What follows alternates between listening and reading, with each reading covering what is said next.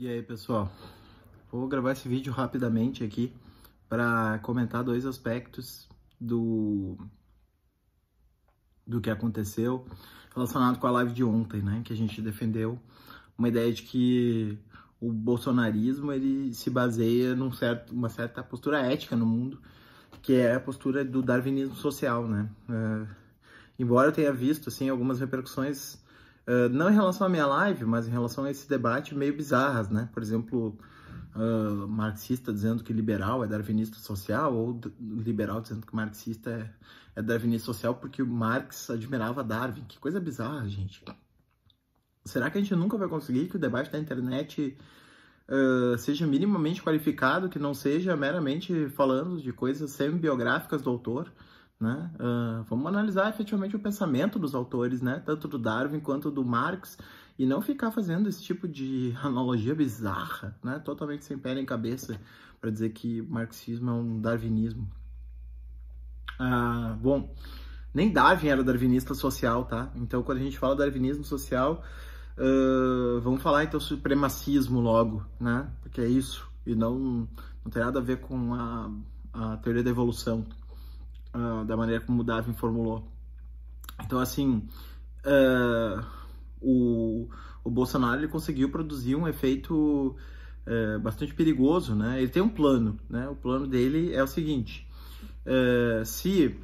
plano A, né? Plano A, a quarentena funciona, ele consegue reduzir drasticamente o número o Brasil, né? Consegue reduzir o número de mortos em relação a outros exemplos internacionais, porque fez a quarentena em tempo, né? Ou pelo menos no tempo possível, e ele, ao mesmo tempo, tem que lidar com o abacaxi da economia. A maneira como ele contorna isso é dizendo que era uma gripezinha, né? A prova disso são os poucos mortos, que na verdade foram reflexos da quarentena e não do fato de que era uma gripezinha. E ao mesmo tempo joga o abacaxi da economia para quem tomou aquelas medidas urgentes, mas desnecessárias, né? Então ele sai ganhando nisso porque ele coloca a culpa em alguém que não ele mesmo pelo fracasso econômico, ao mesmo tempo que não tem o ônus de lidar com as mortes, porque a quarentena funciona por si mesma, independentemente do que ele está dizendo sobre. Então ele delega todo o ônus da quarentena para os governadores, né? Logrando o bônus para si, mas não atribuindo ele a quarentena, e sim a fraqueza do vírus. Esse é o plano A, né? Mas tem o plano B, porque provavelmente não vai funcionar esse plano A, né? Porque não funcionou em lugar nenhum, e infelizmente, né, nós vamos ter aí um resultado extremamente deletério dessa saída tendencial, né, que nós estamos vendo aí em várias cidades e em todo o Brasil, né, da quarentena, do isolamento social. E diante desse resultado ruim que vai acontecer, o que vai acontecer provavelmente é que o Bolsonaro vai ter que lidar com o fato de ter muitas mortes, e ele vai lidar com isso por uma guerra de informação, né? Ele vai despertar o fenômeno muito comum no Brasil, que é o fenômeno pelo fato de a morte ser normalizada na cultura brasileira, né? Que é uma cultura fundada a partir de um genocídio e etnocídio, né, indígena, e depois da escravização negra, e depois de ditaduras, né, e massacres que são sempre minimizados e cuja memória é impedida. Então a gente tem aí, ele vai produzir uma guerra de informação a esse respeito. Já está bem claro isso em relação à postura que ele adotou com o Dória agora, né, afirmando que estaria havendo um desvio na atribuição da causa mortes, né, para aumentar o número de mortes pelo Covid-19, né? Então a gente vai viver mais uma vez esse episódio da desmemória, né, que é a própria história brasileira, né, uma história de um país que não reconhece sua própria violência, né, que coloca sua violência por baixo do tapete. E nesse sentido, eu só queria fazer mais um comentário, que é o seguinte: ainda na linha de ontem, né? O isolamento estava produzindo dois efeitos, né? O primeiro efeito era um efeito de desaceleração do tempo. E uma das formas como que o bolsonarismo funciona é pela mobilização do caos, né? É uma sensação de caos permanente que envolve esse estado de permanente excitação dos sujeitos, né? Como se a gente sempre tivesse essa espécie de ultraje permanente que é característico das redes sociais. E que ele sabia jogar muito bem com esses usuários hiperconectados de WhatsApp, né, produzindo essa sensação de uma bomba de informação constante que produz esse estado de atenção distraída, né, porque é uma atenção que nunca consegue se concentrar muito tempo, e essa maquinação é que produziu, então, uma das formas como isso produziu aderência nos sujeitos, né? Não é um discurso elaborado de fundo, né? Na verdade é uma descarga permanente de informação num mundo muito acelerado. E essa descarga permanente, ela funciona no mundo móvel, né? No mundo em que está todo mundo se deslocando permanentemente, então daí está todo mundo conectado no WhatsApp e tal. Quando as pessoas pararam, elas inclusive passaram a ver mais TV, etc e tal, e isso fez com que essa economia da atenção, ou ecologia da atenção, a gente poderia dizer até, se desfizesse, né? Então, de alguma maneira, o Bolsonaro ele conseguiu remobilizar isso, né? E o segundo ponto e aí diretamente relacionado com a live de ontem, né?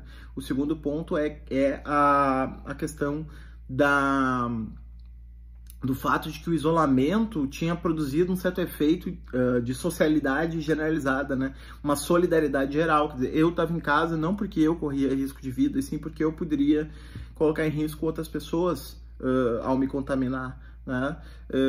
Quer dizer, ninguém estava totalmente garantido em relação ao vírus, mas a gente sabe que existem grupos de maior risco, né? Então havia uma espécie de pacto de solidariedade, né? Não é que eu esteja em risco, né? Eu estou colaborando para que a sociedade consiga diminuir isso e com isso todos se beneficiem, né?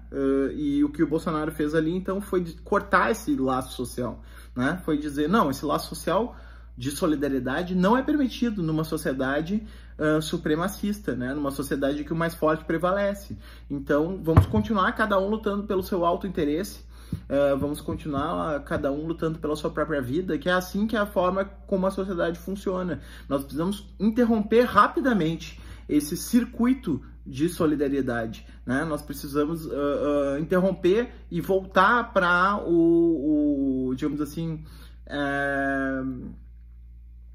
para um outro tipo de isolamento, né? Porque o isolamento social tinha produzido, paradoxalmente, uma rede de solidariedade, né? E agora a gente está mais junto, mas ao mesmo tempo mais separado, né? Porque está no cada um por si, sabe? Sempre sabendo que a gente pode se contaminar e eventualmente até contaminar outra pessoa, né? Então fica muito claro como tem uma disputa ética aí em jogo, né? Que é a disputa em torno de se nós podemos nos mobilizar como uma comunidade, né, mobilizada conjuntamente, né, com uma comunhão de esforços, onde a pessoa não extrai um benefício direto para si, mas ela colabora para que o todo não seja prejudicado.